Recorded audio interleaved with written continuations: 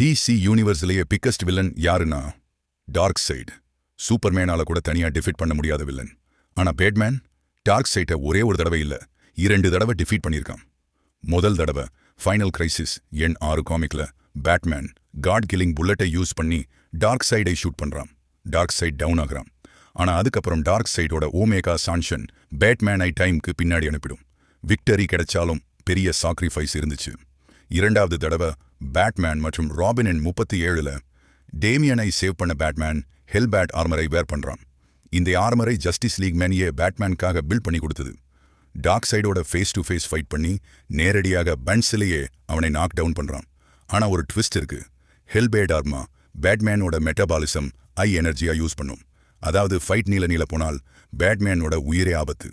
இருந்தாலும் dark side ஐ enough time knock down பண்ணி டேமியனை காப்பாற்றி எஸ்கேப் ஆகுறான். சூப்பர்மேனுக்கும் கஷ்டமான வில்லனை பவர்ஸ் இல்லாத பேட்மேன் 2 தடவை டிஃபீட் பண்ணியிருக்கான். அதனாலதான் Batman isn't just a hero, he is the ultimate strategist.